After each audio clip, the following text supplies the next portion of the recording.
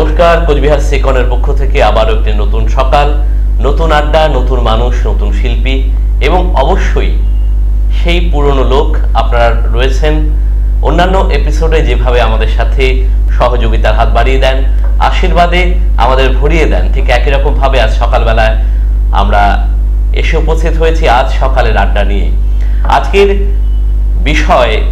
আমি বিষয়ে যাব না, কিন্তু তার আগে আজকে যারা আমন্ত্রিত শিল্পী হিসেবে আমাদের মাঝে উপস্থিত রয়েছেন আপনারা হয়তো তাদের অনেকেই চেনেন, কিন্তু অনুষ্ঠানের রীতি অনুযায়ী আমার উচিত তাদের সঙ্গে পরিচয় করিয়ে দেবার। আমার ডান দিকে রয়েছে প্রথিতযশা কবি শ্রীমতী মাধবী দাস এবং বাঁ দিকে রয়েছে তিনিও একজন প্রথিতযশা কবি, লেখক বা শিল্পী যাই বলি না কেন, শ্রীমতী মণিমা মজুমদার। আপনাদের সকলকে আজকের এই প্রভাতী অনুষ্ঠানে অনেক অনেক স্বাগত জানাচ্ছি সিকনের পক্ষ থেকে। ভীষণ ভালো লাগছে যে আজকে এই দুজন কবিকে নিয়ে বসতে পারছি এবং আপনাদের সঙ্গে আড্ডা দেব। আজকে প্রথমেই আমাদের সিনিয়র দিদি রয়েছে, মাধবীদি, তোমার কাছেই আসি। সাহিত্যের মানুষ তুমি এবং লেখালেখির জগতে তোমার দীর্ঘদিন পদচারণা। এই অভ্যাসটা তৈরি হলো কবে থেকে? মানে সেটাকে একদম ছোটবেলা থেকে না পরবর্তীতে? না, একদমই ছোটবেলা থেকে। এর জন্য বলছি, আমার মানে আমি আমার ব্যক্তিগত গদ্যে আমি লিখেছি এই কথাটা। যখন থেকে আমার মনে পড়ে যে মানে আমার নিজের স্মৃতির কথা মনে পড়ে, তখন থেকেই আমি জানি আমি কবিতার সঙ্গে আছি। কারণ আমি যে পরিবারে বড় হয়েছি সেই পরিবারটা মূলত সঙ্গীতের পরিবার। আমার মামা কোচবিহারের বিশিষ্ট সঙ্গীত শিল্পী কল্যাণ কুমার দে, আমার মা ভীষণভাবে এই গান কবিতার সঙ্গে যুক্ত ছিলেন। কিন্তু আমার মধ্যে যে জিনিসটা ছিল সেটা মা মামা এদের থেকে একটু আলাদা। সেটা হচ্ছে ওই যে ছোটবেলায় নববর্ষের কার্ড দিত না, কচু পাতা নড়ে চড়ে তোমার কথা মনে পড়ে, তো ওই সব কবিতাগুলো না আমি নিজে নিজে লিখতাম। কিন্তু এখন বড় হয়ে আমি জানতে পেরেছি যে স্বরবৃত্ত ছন্দ আছে, এই যে কবিতার অনেক ছন্দ আছে, কিন্তু তখন ওই সব ছড়াগুলো নাকি নিখুঁত ছন্দে হতো, বড়রা বলতেন, কিন্তু আমি কিন্তু কান থেকে করতাম। তো তারপরে যখন আস্তে আস্তে বড় হই, বাবার যারা পরিচিত, মায়ের পরিচিত, তারা সবাই ওই সব পড়ে খুশি হতেন। তো তারা তখন বলতেন যে ওর কিন্তু হাতে লেখা আছে, ওকে লিখতে বল। তারপরে কিন্তু আমি ওইভাবে কোনোদিন লিখিনি, কিন্তু যে কোনো অনুষ্ঠানে বা নিজেদের আত্মীয় স্বজনের বাড়িতে, বিয়েতে ওই তত্ত্ব সাজানো হতো, সেই সব জায়গায় আমি ছোট ছোট ছড়া লিখতাম আর কি। হ্যাঁ, তো কিন্তু কবিতায় আমি ঝুঁকি যেটাতে, সেটা হচ্ছে কবি সুনীল গঙ্গোপাধ্যায়ের একটা কবিতার বই, শ্রেষ্ঠ কবিতার বই আমি ওই একটা পুরস্কার হিসেবে পেয়েছিলাম। তো তখন ওই শ্রেষ্ঠ কবিতার বইয়ের মধ্যে ঢুকলাম, তখন আমি বুঝতে পারলাম যে আমরা পাঠ্য বইয়ে যেসব কবিতা পড়ি, মানে ছড়া পড়ি, যা পড়ি, তার থেকে কবিতা একটু আলাদা। তো সেই রকম করে না আমি কি করতাম, আমার খুব হাসি পায় এখন ভাবলে, সুনীল গঙ্গোপাধ্যায়ের যে কবিতাটা আমার ভালো লাগতো সেই কবিতাটা দেখে দেখে আমি নিজের মতো লিখতে চাইতাম। তো বাবা মাকে দেখাতাম, বলতো কই হয়তো তো তুই নকল করে ফেলেছিস। তো এই ব্যাপারগুলো, এই যে একটা ভালো লাগা আমার ছিলই, ছোট থেকে ছিল এটা।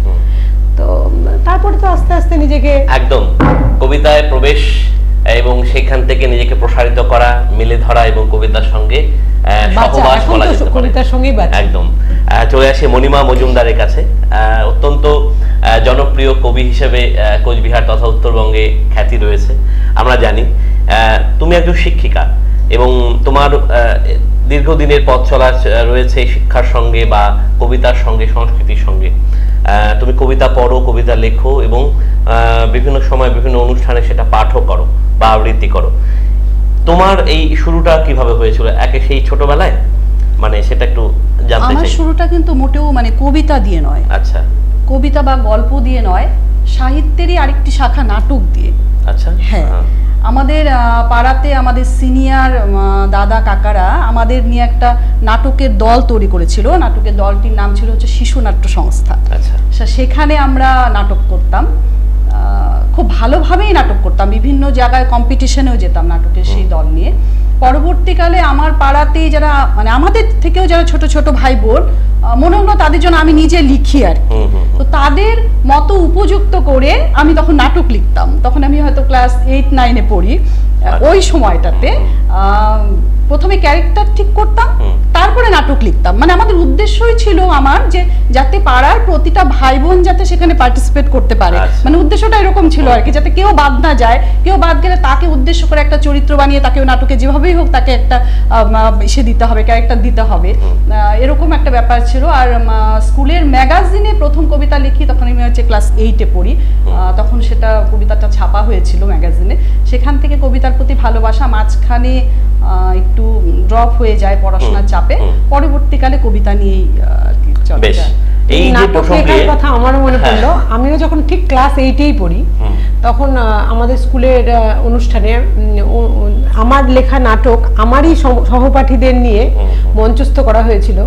এখনো সেই সব ছবিগুলো রয়েছে, বন্ধুরা আমাদের পাঠায় যে এই নাটক লেখা। ওই সময় কিন্তু একটা ছিল নাটকের একটা ছোট ছোট দল কিন্তু ছিল একটা, না? আর একটা প্রসঙ্গ উঠে এলো তোমার কথা অনুযায়ী, স্কুলে বা কলেজে সেই সময় ম্যাগাজিন ছিল, এবং না ম্যাগাজিন বলতে ওয়াল ম্যাগাজিন ছিল, দেয়াল পত্রিকা যেটা, এবং দেয়াল পত্রিকার মধ্য দিয়ে সুপ্ত প্রতিভার বিকাশ ঘটানোর একটা বিরাট বড় জায়গা ছিল। এবং সেখানে খুব সুন্দরভাবে আমার মনে পড়ে কলেজের বা স্কুলেরই বাচ্চারা, ছেলেমেয়েরা বা ছাত্রছাত্রীরা তারা নিজেরা লিখতো, নিজেরা অলংকরণ করতো, এবং সেটা প্রতি মাসে হোক বা 3 মাস পর পর সেটা প্রকাশিত হতো। খুব আনন্দের সঙ্গে বলি, জায়গা ছিল, তাই না? আনন্দের সঙ্গে এই কথাটা আমাকে বলতেই হবে, সেটা হচ্ছে এখন গত 2022 সাল থেকে কোচবিহারে বর্তমানে যে ডিআই সাহেব এসেছেন, শ্রী সমরচন্দ্র মণ্ডল স্যার, ওনার ইচ্ছেতেই হোক আর আমাদের তো সুপ্ত ইচ্ছে ছিলই, আমরা কিন্তু কুচবিহারের বিভিন্ন জেলা ভিত্তিক স্কুলগুলোতে রাইটার্স ক্লাব গঠন করে স্কুলের বাচ্চাদের দিয়ে দেওয়াল পত্রিকা তৈরি করাচ্ছি। এমনকি আমি যে স্কুলে চাকরি করি, মহারাজা নৃপেন্দ্রনারায়ণ স্কুলে, প্রত্যেকটা ক্লাসে ক্লাসে একটা করে ওয়াল পত্রিকা আছে, ক্লাসে ক্লাসে সেটা করাচ্ছি। এবং তাতে আমি দেখলাম যে ভালো ভালো লেখা উঠে আসছে। হ্যাঁ, এবং ওই ভালো লেখার থেকে কিছু লেখা পাঠিয়েছিলাম শারদ সংখ্যায়, আমাদের স্কুলের কিছু কিছু বাচ্চা এবার লিখবে।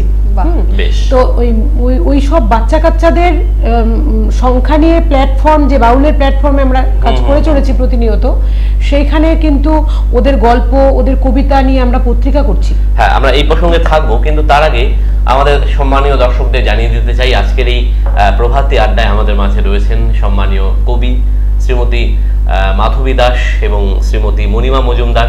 আপনারা যারা একটু পরে আমাদের সঙ্গে যুক্ত হলেন তাদের জন্য জানিয়ে রাখি, আমরা কিন্তু প্রতিদিন এই অনুষ্ঠানটি নিয়ে আপনাদের সামনে এসে হাজির হই। প্রতিদিন নতুন বিষয়, নতুন শিল্পী এবং নতুন নতুন ভাবনা নিয়ে আমরা কিন্তু আলাপচারিতায় মেতে উঠি। আজকে মাধবীদি, তোমার কাছে কবিতা শুনবো। প্রথমে তোমার নিজের কবিতা শুনি। প্রচুর কবিতার সংখ্যা তোমার ইতিমধ্যে প্রকাশিত হয়েছে বিভিন্ন পত্র পত্রিকায়, বিভিন্ন ম্যাগাজিনে এবং পুস্তক আকারেও বেরিয়েছে অনেক। তার মধ্যে থেকে তোমার তো নিশ্চয়ই প্রচুর ভালো লাগার জায়গা রয়েছে, সেখান থেকে একটা যদি শুরু করা যায়। আসলে কি, ওই নিজের কবিতা তো বাছা খুব কঠিন, মনে হয় সবগুলোই ভালো, সন্তান প্রত্যেকটি নিজের, তাই তো তবু আমি একটা পড়ছি, যেহেতু সবে ভাদ্র মাস পড়েছে, ভাদ্র আশ্বিন শরৎকাল, সেইভাবে আমি ভেবেছি শরৎ নিয়ে একটা কবিতা পড়ব। এটা আমার একদম শেষ কাব্যগ্রন্থ, ছায়াদের আত্মদর্শন। বেশ। কবিতার নাম দ্রোহ ও শরৎকাল। শরৎ জানে না তার সুরে কত আলো। হে শিউলি, হে শিশির, হে আমার শৈশবের সেই অপরাজিতা ফুলের সাজি, পরজন্মে আমি যেন নদী হয়ে আসি। তুলো মেঘ বুকে নিয়ে দ্রোহের ভেতরে খুঁজব সুখ, ভুলে থাকব দূরত্বের সব মোহজাল। পথ থেকে পথে ফুটপাত বালকের মতো রাংতা কুড়োনো দুপুরেও কাশবন ছুঁয়ে ছুঁয়ে পদ্মপাতার জল মাপা যাদের অভ্যেসে আছে, আমি তো তাদেরই ঠোঁটে নদী এঁকে বাঁচি। শরৎ বোঝে না তার বুকে কত ওঠানামা আছে। সূর্যাস্তের অন্ধকারে মেঘ ও বৃষ্টির সঙ্গে দেখা হয় যদি, শিউলি সুবাসে নদী ঘাটে এসো। ঝিঝির সুরের মাঝে নুপুরের ছন্দ খুঁজে পাবে। ভোর দখলের আগে মোরগের ডাক শুনতে পেলে বুঝে নিও, দুর্গতি নাশিনী রণসাজে এসে গেছে, শরৎ ভাবেনি তার ভেতরেও এত প্রতিবাদ আছে। বাহ, বেশ সুন্দর। কবিতা মানে প্রতিবাদ, কবিতা মানে স্বপ্ন দেখা, কবিতা মানে একটা তার পেছনে একটা বিরাট বড় গল্প রয়েছে, কাহিনী রয়েছে। প্রত্যেকটা লেখার পেছনে যে কাহিনী থাকে, যে গল্প থাকে, যে ব্যাকগ্রাউন্ড থাকে, একমাত্র সে লেখক বা কবি সে বিষয়ে ওয়াকিবহাল, এবং তার প্রকাশ ঘটে তার লেখার মধ্য দিয়ে। আমরা শুধুমাত্র তার স্বাদ গ্রহণ করতে পারি। চলে আসছে মণিমা মজুমদারের কাছে। মণিমা, আজকে যে আমরা কবিতার আসরে থাকবো, প্রথম কি তোমার লেখা থেকে আমরা পড়বো কোন কবিতাটি? প্রচুর লেখা রয়েছে, প্রচুর কবিতা থেকে একই রকম ভাবে বিভিন্ন পত্র পত্রিকায় নিয়মিত প্রকাশিত হয় কাব্যাকারে, এবং অনেক পরিশীলিত জায়গায় কবি মণিমা মজুমদার পৌঁছে গেছেন ইতিমধ্যেই, যেমন অভিজ্ঞতার নিরিখে মাধবী দাস রয়েছেন। এবং এই জায়গা থেকেই প্রথম কবিতা আজকে কি শুনবো আমরা? আমার দ্বিতীয় কাব্যগ্রন্থ এলোমেলো সাত কলব থেকে একটা কবিতা পড়ছি, অকাল বোধন। আচ্ছা। এক হাতে কালিমাখা অন্ধকারে ধোঁয়ার শরীর, কুণ্ডলি পাকিয়ে অবিরাম চেষ্টা পাহাড় বেয়ে উঠবার, অন্য হাতে ধরিত্রী প্রকৃতি প্রতিদিন সেজে ওঠে হিরণময় আলোর ছটায়। সংখ্যাহীন মৃত্যুর পরেও চোখ দুটি খোলা থাকে, দেহের জ্বরে নদীতে রেখে আসে জীবন। নারী পূর্ণ হয় সৃষ্টির বৃষ্টি ধারায়, নারী ছিন্ন হয় নদী বানভাসী হলে। বাহ, এই দুটো কবিতাই আমরা শুনলাম। দুটো কবিতার মধ্যে এক গভীর মর্মবোধ রয়েছে। আপনারা নিশ্চয়ই ধীরে ধীরে সেগুলো অনুধাবন করবেন, যত শুনবেন তত বেশি গভীরে যাওয়ার চেষ্টা করবেন। আমরা সেই জায়গা থেকেই একটা জায়গায় আসছি মাধবীদের কাছে। মাধবীদের দীর্ঘ অভিজ্ঞতা রয়েছে, যেহেতু বয়সে প্রবীণা, সেই ক্ষেত্রে আমি মাধবীদের কাছে একটা জিনিস জিজ্ঞাসা করব। এই যে আমাদের এই যন্ত্রটির প্রতি আসক্তি আমাদের নতুন সৃষ্টিকে কি সৃষ্টিতে কি বাধা দান করছে কখনো? মানে যারা কবি রয়েছেন, যারা স্রষ্টা রয়েছেন, তারা একটা চিন্তনের গভীরে না প্রবেশ করলে তার থেকে লেখা উঠে আসে না, কবিত্ব আসে না বলা যেতে পারে। সব লেখাই তো কবি না, বা সব কবিতাই কবিতা নয়, এটা অনেক বড় বড় মানুষরা বলে গেছেন, তাই না? তো সব লেখাই কবিতা হয়ে ওঠে না, বা সব লেখাই সেই মাত্রা পায় না। এই মাঝখানে এই দূরভাষ যন্ত্রটি অবশ্যই যোগাযোগের একটা অন্যতম মাধ্যম। মাঝে মাঝে কি চিন্তার পরিসরকে আঘাত হানে না? আসলে কি দেখো বাপি, আমার মনে হয় যেটা সেটা হচ্ছে সভ্যতার অগ্রগতি মানেই মানুষের অলসতাকে প্রমোট করা। যখন আমরা পায়ে হাঁটতাম, তারপরে চাকা আবিষ্কার হলো, তারপরে গাড়ি আবিষ্কার হলো, এই যে প্রত্যেকটা কিছু আবিষ্কার করা মানে রিমোট আবিষ্কার করলো, মানুষকে অলস করছে। তো ওই রকম মোবাইল আবিষ্কার মানে বিশ্বটাকে হাতের মুঠোয় নিয়ে আসছে। এইবার এই যন্ত্রটাকে কে কিভাবে ব্যবহার করবে কিছুটা তার উপরে নির্ভর করে। তবে মানুষের যদি আত্মসংযম না থাকে তাহলে তো সে কোনো একটা সৃষ্টিশীল মানুষ হয়ে উঠতে পারে না। তবুও সময়ের সঙ্গে সঙ্গে আগে আমরা যেভাবে পড়াশুনোতে নিমগ্ন থাকতে পারতাম, আমার মনে হয় এখনো যদি আমরা মুদ্রণের মধ্যে আমাদের যে নিবিড় পাঠগুলো সেগুলো যদি মুদ্রণের মধ্যে সীমিত থাকি তাহলে হয়তো একটু মানে কি বলবো ডিস্টার্বটা কম হয়। কিন্তু তাছাড়া আমি যেটা করতে চাইবো তার বাইরে আমাকে অন্য কোনো কিছু আমাকে ক্ষতি করতে পারে না। আত্মসংযম এবং আমি কতটা কি কাজ করব সেটা আমার নিজের উপর, একদম আমার উপরেই নির্ভর করে। সময়ের প্রয়োজন, সময়ের দাবি। এই সময় কিন্তু লেখালেখির অনেকটা কিন্তু এই মুঠোফোনেও চলছে, তাই না? যেটা অনলাইন প্ল্যাটফর্ম বা কিভাবে ম্যাগাজিন গুলো প্রচুর কিন্তু মুদ্রিত সংখ্যা যেমন চলছে তার সঙ্গে পাল্লা দিয়ে না, ঠিক বলতে গেলে হয়তো বেশি সভ্যতার উন্নতিকে তো আমি অস্বীকার করতে পারি না। লেখাগুলো বিভিন্ন সমাজ মাধ্যমে আমরা প্রকাশ করতে পারছি। অনেক আজকে যেখানে 10টা মানুষের কাছে পৌঁছে যাওয়ার একটা মাধ্যম, হাজার হাজার লক্ষ লক্ষ মানুষের কাছে পৌঁছে যাচ্ছে। ফলে এটাকে আমরা কিভাবে ব্যবহার করব তার একদমই নিজের উপরে। আচ্ছা, আমরা পরবর্তী কবিতাতে চলে যাই। গভীর গভীর আলোচনা এবং গম্ভীর গুরুগম্ভীর আলোচনায় আমরা থাকবো তো অবশ্যই, যেহেতু কবিরা রয়েছেন। কবি মানেই তার ভাবনার অতলে তলেই যাওয়া, এবং আমি দুজনকেই আঁকড়ে আজকে এই অনুষ্ঠানকে এগিয়ে নিয়ে যাব। পরবর্তী কবিতা শুনি। তোমার নিজে লেখাই তো নাকি? নিজের লেখা আমার তো এই যে বললাম বারবার যে সুনীল গঙ্গোপাধ্যায়ের কবিতা ভীষণ ভালো লাগে। আচ্ছা। তো যদি মানে সঞ্চালক হিসেবে তোমার একটা একটু সাহায্য পাই তাহলে আরো ভালো লাগবে, কেননা তুমি অত্যন্ত গুণী একজন শিল্পী আমরা জানি।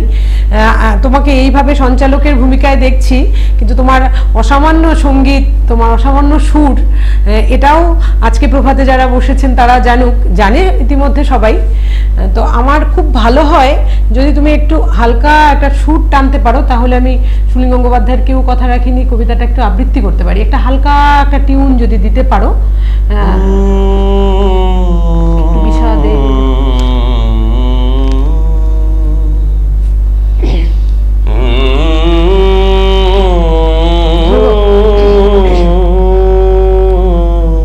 কেউ কথা রাখেনি, সুনীল গঙ্গোপাধ্যায়। কেউ কথা রাখেনি, 33 বছর কাটলো, কেউ কথা রাখেনি। ছেলেবেলায় বৈষ্ণবী তার আগমনী গান হঠাৎ থামিয়ে বলেছিল, শুক্লা দ্বাদশীর দিন অন্তরাটুকু শুনিয়ে যাবে। তারপর কত চন্দ্রভুক অমাবস্যা এসে চলে গেল, কিন্তু সেই বৈষ্ণবী আর এলো না। 25 বছর প্রতীক্ষায় আছি। মামা বাড়ির মাঝি নাদের আলী বলেছিল, বড় হও দাদা ঠাকুর, তোমাকে আমি 3 প্রহরের বিল দেখাতে নিয়ে যাব। সেখানে পদ্ম ফুলের মাথায় সাপ আর ভ্রমর খেলা করে। নাদের আলী, আমি আর কত বড় হব? আমার মাথা এই ঘরের ছাদ ফুঁড়ে আকাশ স্পর্শ করলে তারপর তুমি আমাকে 3 প্রহরের বিল দেখাবে। একটাও রয়্যাল গুলি কিনতে পারিনি কখনো। লাঠি লজেন্স দেখিয়ে দেখিয়ে চুষেছে লস্কর বাড়ির ছেলেরা। ভিখারির মতো চৌধুরীদের গেটে দাঁড়িয়ে দেখেছি ভিতরের রাস উৎসব। অবিরল রঙের ধারার মধ্যে সুবর্ণ কঙ্কন পরা ফর্সা রমণীরা কত রকম আমোদে হেসেছে। আমার দিকে তারা ফিরেও চায়নি। বাবা আমার কাছ ছুঁয়ে বলেছিলেন, দেখিস একদিন আমরাও। বাবা এখন অন্ধ, আমাদের দেখা হয়নি কিছুই। সেই রয়্যালগুলি, সেই লাঠি লজেন্স, সেই রাস উৎসব আমায় কেউ ফিরিয়ে দেবে না। বুকের মধ্যে সুগন্ধি রুমাল রেখে বরুণা বলেছিল, যেদিন আমায় সত্যিকারের ভালোবাসবে সেদিন আমার বুকেও এরকম আতরের গন্ধ হবে। ভালোবাসার জন্য আমি হাতের মুঠোয় প্রাণ নিয়েছি। দুরন্ত ষাঁড়ের চোখে বেঁধেছি লাল কাপড়। বিশ্ব সংসার তন্ন তন্ন করে খুঁজে এনেছি 108টা নীল পদ্ম। তবু কথা রাখিনি বরুণা। এখনো তার বুকে শুধুই মাংসের গন্ধ। এখনো সে যে কোনো নারী। কেউ কথা রাখেনি। 33 বছর কাটলো, কেউ কথা রাখে না। অপূর্ব। অপূর্ব বললেও কম। না মানে সঞ্চালকের সুর আর তোমার আমি জানি, কথা আমি জানি দুটো মিলে কতটা মানে একদম কোনো কি বলবো, কোনো তালিম। আসলে এই কবিতাটা আমারও ভীষণ প্রিয় এবং এর যে ভাবনা, হঠাৎ করে এই ভাবনা অত্যন্ত প্রিয় এবং সকলেরই আশা করি যারা কবিতা ভালোবাসেন, যারা সংস্কৃতির সঙ্গে জড়িত রয়েছেন, তারা এই কবিতা বহুবার শুনেছেন বহুভাবে, কিন্তু আজকেও এই কবিতাটা নতুনভাবে আমাদের আরো ভালো লাগলো। আমি মণিমার কাছে চলে আসবো। মণিমা, এবারে আমরা কি কবিতা শুনবো? একটা জিনিস বারবার আমার বিভিন্ন সময় মনে হয় যে যারা লেখেন, যারা কবি, তারা যদি ভালো আবৃত্তিকার হতেন। তোমরা অবশ্যই খুব সুন্দরভাবে বিভিন্ন জায়গায় তোমাদের পরিবেশনা রাখো, সে থেকেই বলছি। অনেকেই যারা লেখেন তাদের মধ্যে অনেকে দেখেছি খুব সুন্দর হয়তো লেখাটা, কবিতা বা যে লেখাটা তিনি লিখেছেন, কিন্তু যদি যখন তিনি পাঠ করছেন, পাঠের যে ভঙ্গিমা, সেই ভঙ্গিমাতে কোথাও যেন কবিতাটা বা লেখাটা একটু নেমে গেল। অর্থাৎ আমার বলতে চাওয়ার উদ্দেশ্য হচ্ছে, সে ভালো যদি পাঠক হয় বা ভালো আবৃত্তিকার হন, তাহলে কিন্তু তার লেখাটা কি বলতে চাচ্ছেন তাহলে সেটা অনেক বেশি প্রকাশিত হয়। ফলে এই যে মাধবীদি এত সুন্দর লেখেন ব্যক্তিগত জীবনে, কবি হিসেবে, লেখিকা হিসেবে, কিন্তু আজকে আবৃত্তিকার হিসেবে এত সুন্দর কবিতাটা, কালজয়ী একটা কবিতাকে যেভাবে উপস্থাপন করলেন, এটা সবার কাছে পৌঁছে গেল খুব সুন্দরভাবে। মণিমাও বিভিন্ন জায়গায় বিগত দিনে আমি দেখেছি শ্রুতি নাটক হোক, নিজের কবিতা বা অন্যের কবিতা যেভাবে প্রকাশ করেন, সেটা যদি সকলেই চেষ্টা করে যে তার প্রকাশভঙ্গিটা যেন একজন প্রফেশনাল শিল্পী হিসেবে না হোক, কিছুটা যদি করা যায়, তাহলে তার লেখাটা অনেক বেশি প্রকাশিত হতে পারে, অনেক বেশি ছড়াতে পারে, তাই কি না? একদমই ঠিক বলেছো। আমরা কি কবিতা শুনবো এবার? এটা একেবারেই নতুন লেখা। আমি মাঝখানে একটু কথা বলবো, একদম, হ্যাঁ। সেটা হচ্ছে যে তোমার প্রসঙ্গটা পরে ভুলে যাব জন্য বলছি, যে তুমি বললে না যে যারা আমরা কবিতা লিখি তাদের যদি উপস্থাপনটা এইরকম হয় যে তার ভাবটা সম্পূর্ণ বোঝা গেল, তো সেই সম্পর্কে কবি শক্তি চট্টোপাধ্যায়ের একটা দারুণ কথা আমার খুব লেগেছিল। কথাটা সেটা হচ্ছে, কবি যখন স্বরচিত কবিতা পাঠ করতে উঠবে তখন তার কোনো দায় নেই তার ভাবটা বুঝিয়ে দেওয়ার। কারণ পাঠকের কাছে তুমি যখন লিখছো, পাঠকের কাছে ছেড়ে দিতে হবে এক একজন পাঠক যেন এক একটা ভঙ্গিমায় তাকে উপস্থাপন করে।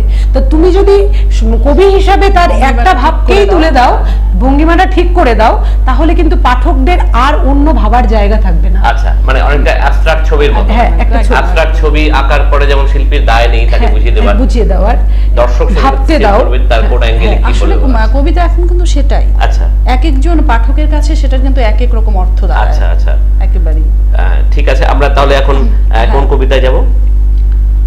এটা আমার একটা সিরিজ লিখছি, মধুদি। আচ্ছা, সেখান থেকে একটা কবিতা পড়ছি, পুতুল খেলা। বাহ, নামটা খুব সুন্দর। ভোরের আগেই তুমি ঘর ছেড়ে বেরিয়ে গেলে কেন মধুদি? ফেলে যাওয়া বিছানায় এখনো উবু হয়ে আছে তোমার মা। কখন পেরিয়ে গেছে বারবেলা। তোমার প্রেমিক এসে দু একবার খোঁজ নিয়ে গেছে আড়ালে। মাসান্তলায় গত মাসে গিয়েছিলে যার হাত ধরে, দেখেছি আমি তোমার ফিরে আসা।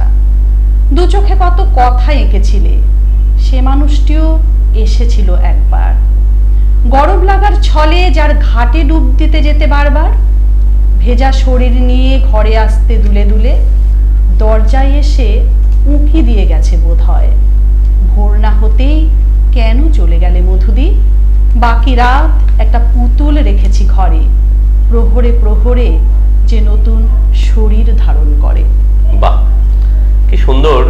এই লেখাগুলোর মধ্যে এক গভীর মর্মবোধ আছে। এর আগেও আমি বললাম যে কবিতাগুলো বারবার পড়লে এক একটা ছবি মাধবীদির কথায় এবং অবশ্যই কবি শক্তি চট্টোপাধ্যায়ের কথায় সূত্র ধরে বলা যেতে পারে, নতুন নতুন ছবি, প্রতিবার এক নতুন নতুন চিত্র ভেসে আসে আমাদের মনের চিত্রপটে। আমরা এবারে আসব, দুজন কবি আজকে রয়েছেন, মাধবীদি, মণিমা মজুমদার। তাদের ব্যক্তিগত জীবনে, পারিবারিক জীবনে, তাদের সন্তান সন্ততিদের কথায় আমরা না এলেও কিন্তু তাদের লেখনীতে ব্যক্তিগত ভাবেই তাদের কিন্তু নিজস্ব সন্তান রয়েছে। অর্থাৎ তাদের সৃষ্টির একটা ভান্ডার রয়েছে, একটা প্রাতিষ্ঠানিক নাম রয়েছে। গোল্লাছুট প্রসঙ্গে আসবো।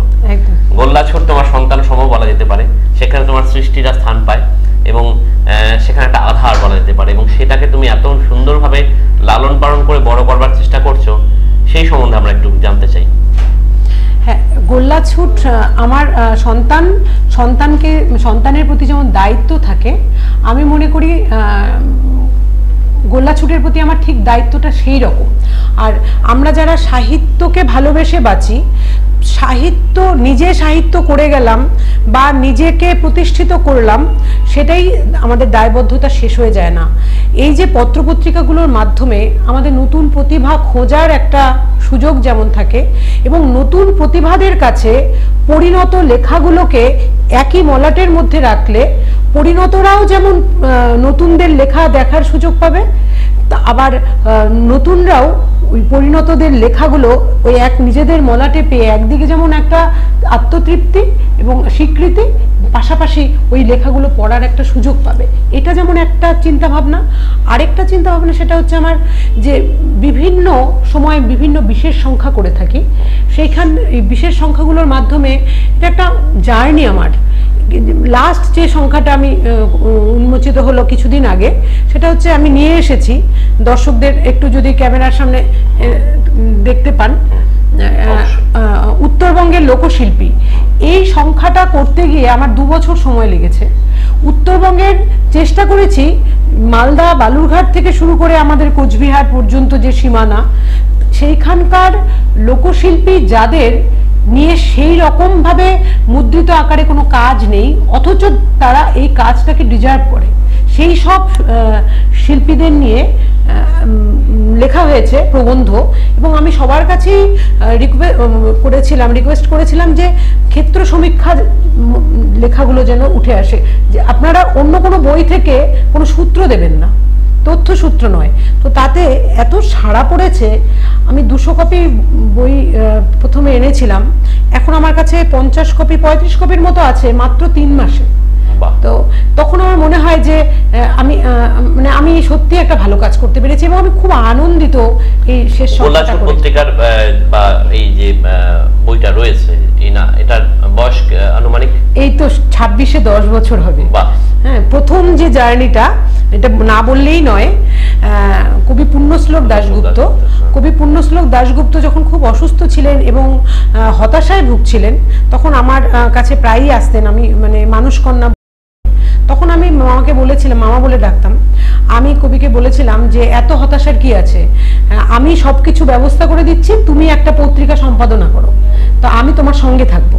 তো ওই যে 2016 থেকে আমাদের দুজনের একসাথে জার্নিটা শুরু হলো। একসাথে 2টো পত্রিকা করেছিলাম, তারপরে তো হঠাৎ করে সবাই চলে গেলেন। তারপরেও আমি ভাবতে পারিনি আর এই কাজটা আমি চালিয়ে যেতে পারবো কেন, তখন ছেলে ছোট, মাঝ সমুদ্রে। তো তারপরে কলকাতা থেকে কবি দেবাশিস দাস, তিনি তার একটা গবেষণার কাজে ধূপগুড়িতে আসেন। তো ধূপগুড়িতে এসে যখন এই পুণ্যশ্লোক দাশগুপ্তের কথা শুনেন এবং সঙ্গে গোল্লা ছুটের কথা শুনেন, তার সঙ্গে আমার পরিচয় হয় এবং তিনি দায়িত্ব নিয়ে বলেন যে এবার আমি থাকবো। তখন আমার মনে হয়েছিল যে পুণ্যশ্লোক কবি মনে হয় চাচ্ছেন কাজটা হোক, একটা অলৌকিক ব্যাপার। তারপরে থেকে চলছে কাজ। বেশ, গোল্লাছুট পত্রিকার একটা দীর্ঘ ইতিহাস রয়েছে, 10 বছরের জার্নি রয়েছে, এবং সেটা এখন অনেক ভালো ভালো সংখ্যা করেছি, অনেক ভালো ভালো। হ্যাঁ, আমি নিজে খুব খুশি। অনেক নতুন লেখক, শিল্পী, কবি তারা উঠে এসেছেন, এবং এই পত্রিকার মধ্য দিয়ে নিজেদেরকে মিলে ধরবার একটা প্রয়াস কবি মাধবী দাস গ্রহণ করেছেন। আমরা গোল্লাছুট পত্রিকায় এবং অন্যান্য লেখায় থাকবো। চলে আসি মণিমা মজুমদারের কাছে। তোমারও একটি সুন্দর পত্রিকা এবং বই রয়েছে, এবং নামটি ভারী অদ্ভুত। আমাদের কোচবিহার তথা উত্তরবঙ্গের একটা লোক সংস্কৃতির সঙ্গে এই নামটি ভীষণ যায়, ডাঙ্গরাই। এবং কোচবিহারের একটি বলা হয় কোচবিহারকে পুষ্করণী শহর বা দিঘির শহর, সেখানে ডাঙ্গরাই দিঘি বলে একটা দিঘিও রয়েছে কবির একদম বাড়ির পাশেই। হ্যাঁ, তো সেখান থেকেও আমরা নামটি ভীষণভাবে পরিচিত, এবং নামটি ভারী মিষ্টি। ডাঙ্গরাই মানে হচ্ছে আমাদের আই মানে হচ্ছে মা, এবং ডাঙ্গর মানে বড় মা। এই ক্ষেত্রেই রাজপরিবারে ডাঙ্গরাই কথাটা এবং রাজবংশী সম্প্রদায়ের মধ্যে এই প্রবাদটা রয়েছে, এবং এই শব্দটি ভীষণভাবে প্রচলিত। এই ডাঙ্গরাই সম্বন্ধে একটুখানি জানতে চাই। মানে তোমার পত্রিকা কুচবিহার থেকে যারা দেখছেন তারা সবাই নামটার সঙ্গে পরিচিত। ডাঙ্গরাই একেবারেই আমাদের শহরের প্রাণ কেন্দ্রে এটার একটা মন্দিরও আছে, এবং তার পাশে দিঘি আছে। আমাদের মদনমোহন সেই মন্দিরে রথের সময় গিয়ে 7 দিন থাকে। ডাঙ্গরাই নামটা আসলে সেভাবেই চিন্তা করে দেওয়া, যেহেতু আমার বাড়ির সামনে এবং কুচবিহারের সংস্কৃতির সঙ্গে একেবারেই যুক্ত, এই জন্যই পছন্দ করে এই নামটা আমি পত্রিকার রেখেছি। আর তুমি প্রথম থেকে সন্তান বলেছো, সেই হিসেবে বলতে গেলে এটা একেবারে সদ্যজাত সন্তান আমার। সবে দুটো সংখ্যা হয়েছে। প্রথম সংখ্যা সাধারণ সংখ্যা ছিল, একদম কবিতা এবং কবিতা বিষয়ক কিছু গদ্য নিয়ে সেই সংখ্যাটা করেছি, কিন্তু দ্বিতীয় সংখ্যাটি একেবারেই বিশেষ সংখ্যা। সেখানে 4টা আদিবাসী ভাষা নিয়ে আমার কাজ হয়েছে সেই সংখ্যায়। টোটো, রাভা, মেচ, সাদ্রি, এই 4টা ভাষার কবিতা এবং 4জন বিশিষ্ট সেই ভাষার লেখকদের সাক্ষাৎকার ছিল এবং গদ্য ছিল। এভাবে আমরা সেই সংখ্যাটাকে সাজিয়েছিলাম এবং সেটা বিশেষভাবে পাঠকদের কাছে সমাদৃতও হয়েছে। আশা করছি সামনের সংখ্যাগুলো আমরা এইভাবে আরও অন্যান্য ভাষা নিয়েও কাজ করার চেষ্টা করছি, আশা করছি হয়ে যাবে এর মধ্যেই আর কি। চলছে কাজ। ডাঙ্গুরাই ঠিকই বলেছো, একেবারেই সন্তানের মতো। আমার নিজের যে কবিতার বা গল্পের বই আছে যতটা আমার আপন, ডাঙ্গুরাইও অতটাই। হ্যাঁ, অবশ্যই। একদমই মাধবীদের কথায় যদি যাই বা মণিমার কথায় যদি যাই, তাদের প্রচুর সৃষ্টি রয়েছে। এখানেই আমরা দেখতে পাচ্ছি মাধবীদের প্রচুর বই রয়েছে। সন্ধ্যার সিলিকন, তারপর রয়েছে ছায়াদে আত্মদর্শন, এখানে দেখতে পাচ্ছি মৃত্যুর ব্যাকরণ, আরো অনেকগুলো বই রয়েছে। এছাড়াও আদি ধর্মকথা, মণিমারও প্রচুর বই রয়েছে। এখানে একটা বই দেখতে পাচ্ছি, হ্যাঁ এখানে এলোমেলো সাত করুক মণিমা মজুমদার, গল্পের বই আয়া জন্ম, বেশ এরকম প্রচুর বই এনাদের দুজনের হাত থেকে বা মনন থেকে বেরিয়েছে।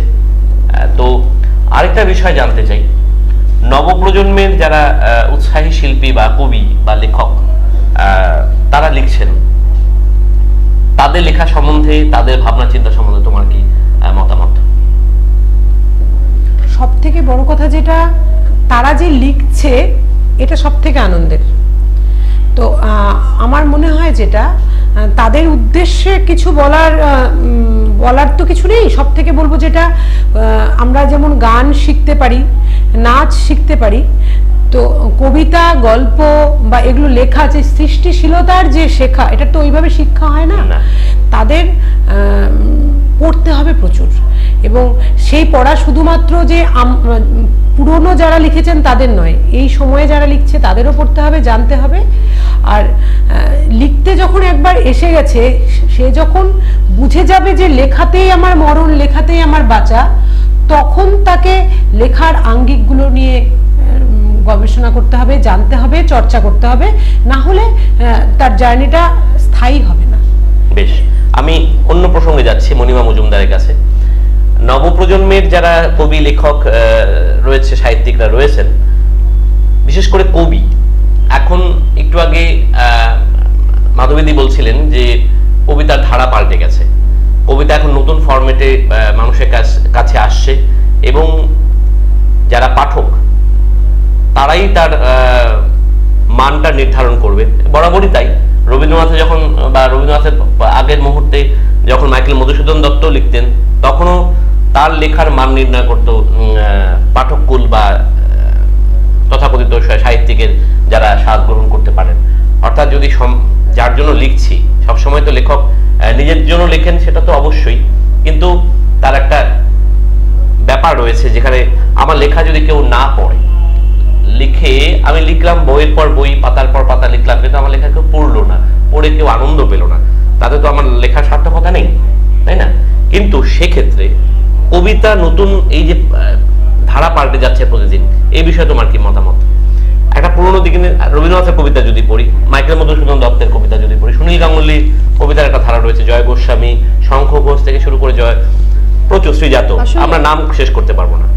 এই পরিবর্তনটাই কিন্তু স্বাভাবিক, পরিবর্তনটা কিন্তু হয়ে এসছে। আমরা যদি বাংলা সাহিত্যের আদি নিদর্শন ধরি, চর্যাপদ, সেই সময় ওই সময়ের ভিত্তিতে সেটা কিন্তু আধুনিক ছিল, এবং মানে আধুনিক কথাটিকে যদি আমরা একাডেমিক্যালি যদি না ভাগ করি, তাহলে যখন যেটা যিনি লিখেছেন সেই সময়ের ভিত্তিতে কিন্তু সেটাই আধুনিক একেবারে। তাহলে এই মুহূর্তে সেই আধুনিকতাটা কিন্তু ভাঙতে ভাঙতে ভাঙতে কিন্তু আজকে অবস্থা মানে এখানে এসছে, এবং পরিবর্তনটা হবেই। এবং নদী যেমন করে ভাঙে আবার গড়ে, সাহিত্যও কিন্তু সেরকম। আর যে কথাটা বললে যে কবিতা কিভাবে বুঝতে পারবে, কবি কখনোই পাঠককে চিন্তা করে কিন্তু লেখে না। আমরা আমাদের অনুভূতিটা লিখি, অনুভূতিটা লিখে এখন যে মাধ্যমেই হোক সেটা অবশ্যই আমাদের একটা মনের সুপ্ত বাসনা অবশ্যই থাকে, সেটা পাঠকের কাছে পৌঁছোক। আমরা কিন্তু সেটা কিন্তু পাঠক কিভাবে নেবে এটা ভেবে আমরা কখনো লিখি না। লেখার পরে সেই কবিতার সঙ্গে যে পাঠক নিজের চিন্তাকে রিলেট করবে সে নিশ্চয়ই সেই কবিতাটিকে খুঁজে নেবে, আমার যেটা মনে হয়। আচ্ছা, একেবারেই। এই যে এটার সূত্র ধরে তোমার কাছে একটা জিনিস বিষয়ে জানতে চাই, আবৃত্তি যারা করেন, প্রফেশনালি শিল্পী হিসেবে যারা মঞ্চে মঞ্চায়ন করেন, লেখাগুলোতে কিন্তু তারা আবৃত্তি পাঠ করেন বা আবৃত্তি করেন, যাই করি না কেন, সেক্ষেত্রে দেখা যাচ্ছে প্রথিতযশা কবি যারা আবৃত্তিকার রয়েছেন, আমি যদি নাম ধরেই বলি, আমাদের ব্রততী বন্দ্যোপাধ্যায় থেকে শুরু করে অন্যান্য যারা রয়েছেন, তাদের ক্ষেত্রে দেখা যাচ্ছে কবিতার যে পছন্দগুলো, উপস্থাপনের যে পছন্দগুলো, সেগুলো কিন্তু সেই ট্র্যাডিশনালি গল্পভিত্তিক যে সমস্ত ঘটনা বলি, চিত্র, সেগুলোই কিন্তু তারা বেছে দিচ্ছেন।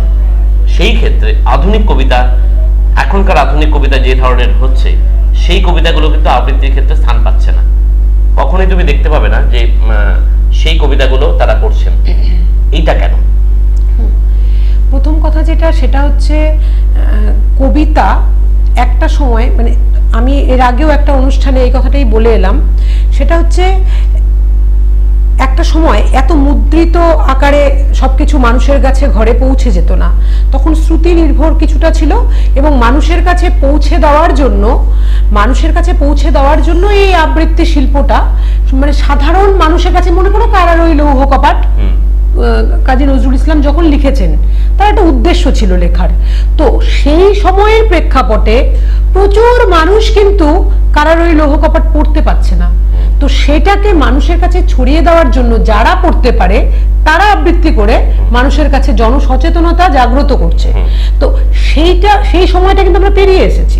তো এখন আবৃত্তি একটা শিল্প হিসাবে রয়েছে, তো আবৃত্তিকার যেহেতু শ্রোতাদের উদ্দেশ্যে একটা কবিতা উচ্চারণ করছে, তার মাথায় থাকবে শ্রোতা যেন সেটা একবার শুনেই ধরতে পারে, আর পাঠ করবে যেগুলো পাঠযোগ্য শুধুই পাঠের জন্য, সেগুলো কিন্তু 100 বার পাঠ করেও তৃপ্তি নিতে পারে পাঠক।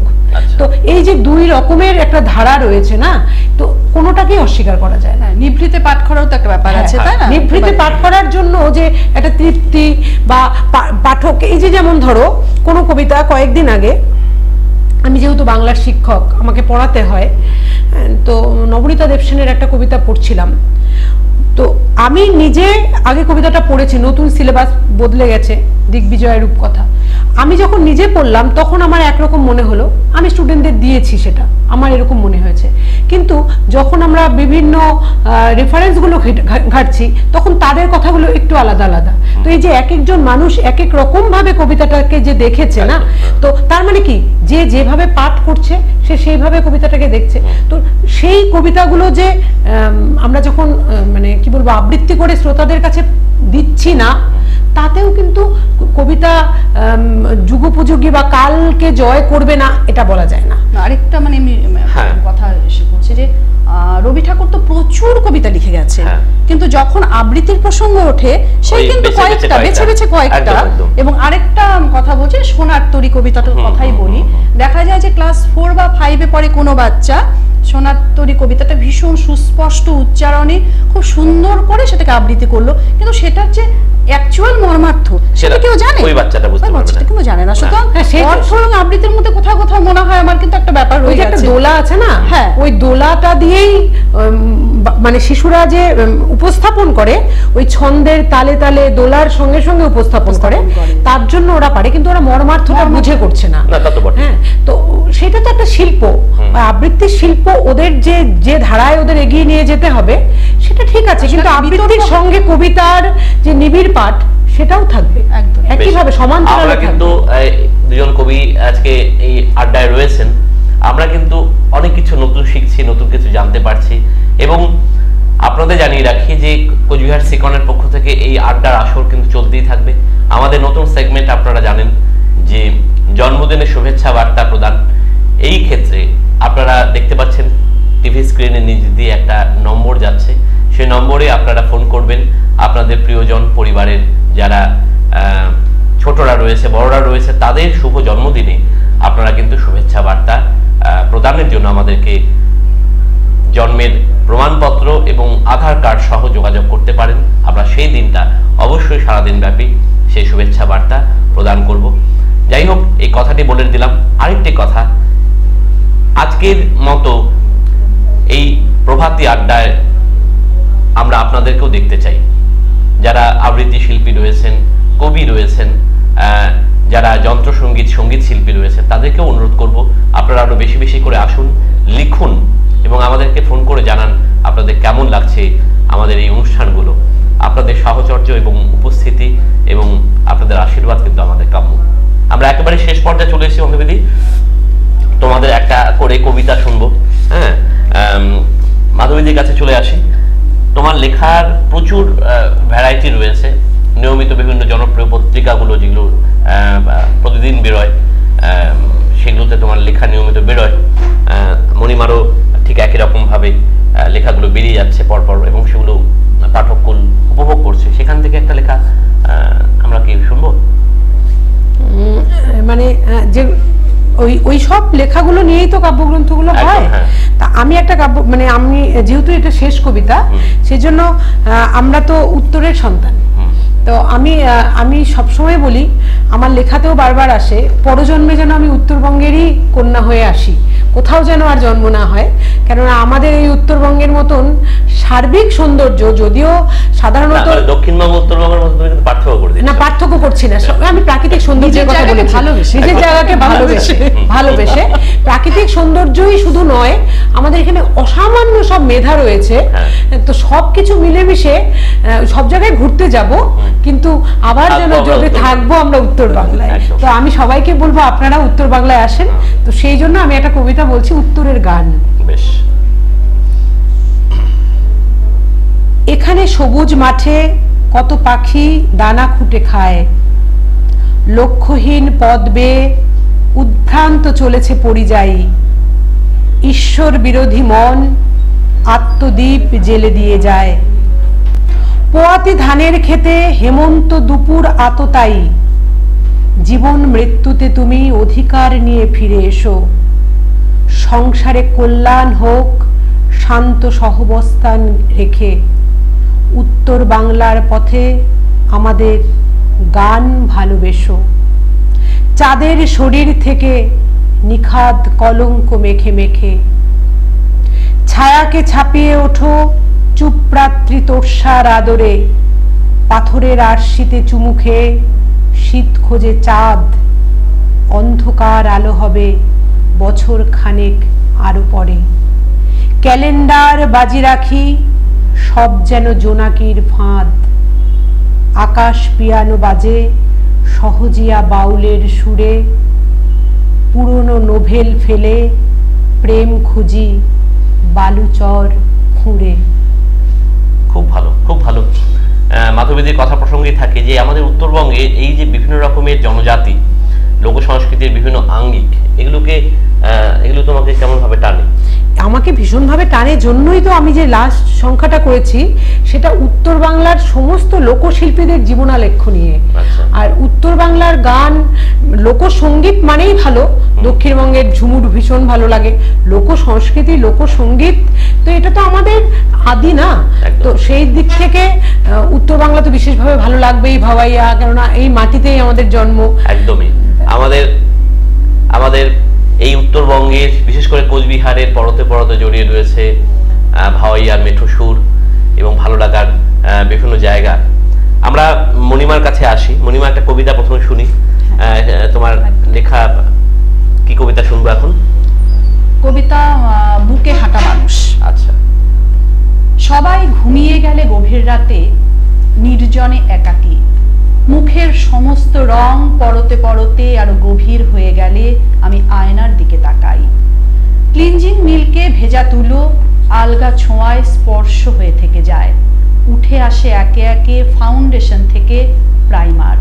টান টান চামড়া বলে আমি নই সবটা। এ যেন এক বুকে হাঁটা মানুষ। বাহ!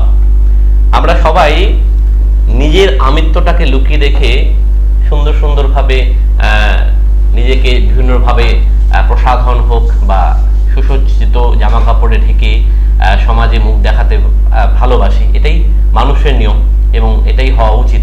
কারণ প্রত্যেকের ভেতরে যে গ্লানি রয়েছে, যে কষ্ট রয়েছে, যে বিভিন্ন রকম খারাপ দিকগুলো রয়েছে, সেগুলো সবসময় যদি প্রকাশ করি তাহলে হয়তো আমি নিজের থেকে আস্তে আস্তে পিছিয়ে যাব।